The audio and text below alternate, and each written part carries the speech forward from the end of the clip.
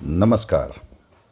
आइए समझते हैं कि कैसे हम किसी भी शुभ दिन, शुभ अवसर जैसे होली, दीपावली, दशहरा, पूर्णिमा या निजी जीवन के शुभ दिन जैसे जन्मदिन, शादी, गृह प्रवेश, धार्मिक अवसर पर हम अपनी ओर आने वाले शुभ प्रभाव, शुभ एनर्जी को जाने अनजाने में रोक रहे हैं।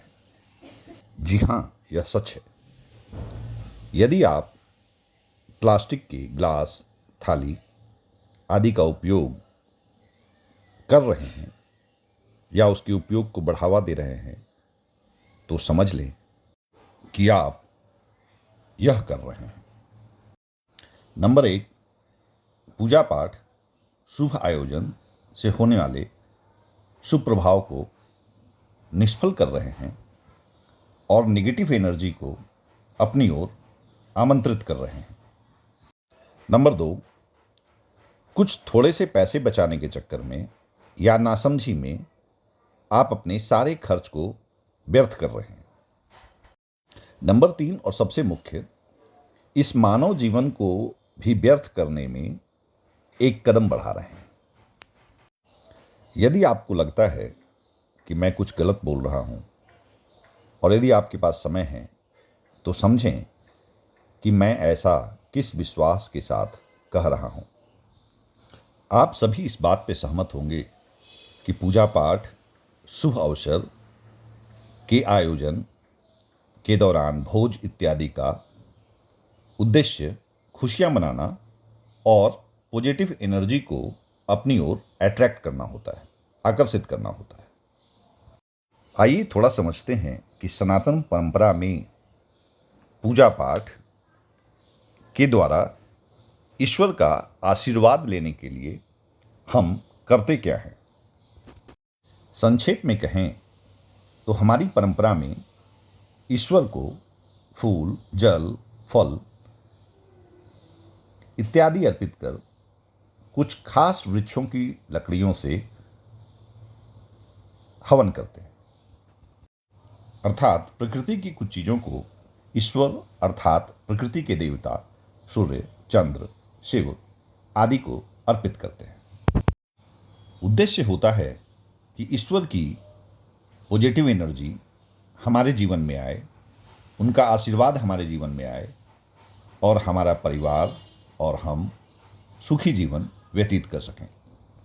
लेकिन जब शुभ दिन पर आप कुछ पैसे बचाने के चक्कर में, सुविधा के चक्कर में, मजबूरी का हवाला देकर प्लास्टिक के ग्लास, प्लेट इस्तेमाल करते हैं, तो आप प्रकृति की ओर नेगेटिव एनर्जी फेंक रहे हैं। तो समझें कि भला ईश्वर जिसने इतनी सुंदर प्रकृति बनाई है, जो खुद प्रकृति हैं, जो खुद नेचर हैं, आपकी ओर कैसे पॉजिटिव ऊर्जा का संचार कर सकते हैं। हम कहते हैं कि गाय, जानवर बेचारे आजकल प्लास्टिक खा रहे हैं। मेरा सवाल है कि ऐसा करने को उन्हें मजबूर कौन कर रहा है।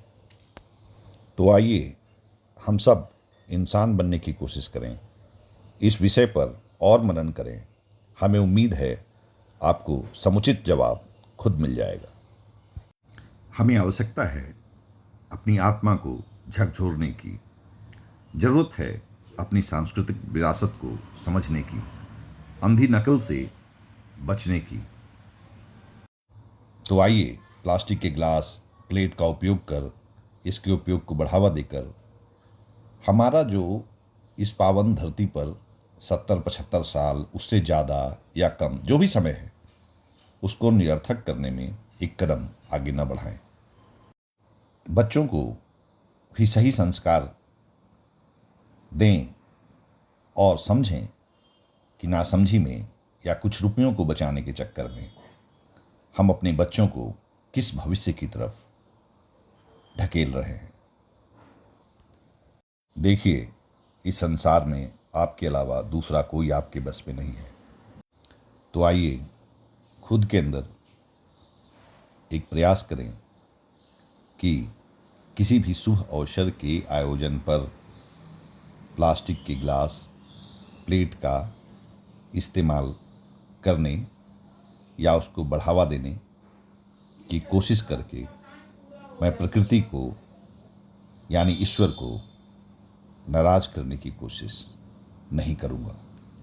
देखिए, चाहे हम वास्तु की बात करते हैं, चाहे पूजा पाठ की बात करते हैं, चाहे अच्छे विचार की बात करते हैं, ये सारी बातें पॉजिटिव एनर्जी मैनेजमेंट की हैं। और आपका यह पॉजिटिव एनर्जी मैनेजमेंट बुरी तरीके से प्रभावित होता है यदि आप किसी भी शुभ अवसर पर आप प्लास्टिक के गिलास, प्लेट का इस्तेमाल करके प्रकृति को अर्थात ईश्वर को नाराज करने का जाने अनजाने में प्रयास करते हैं। यदि संभव हो सके तो इस दिशा में और भी लोगों को जागरूक करने का प्रयास करें। धन्यवाद।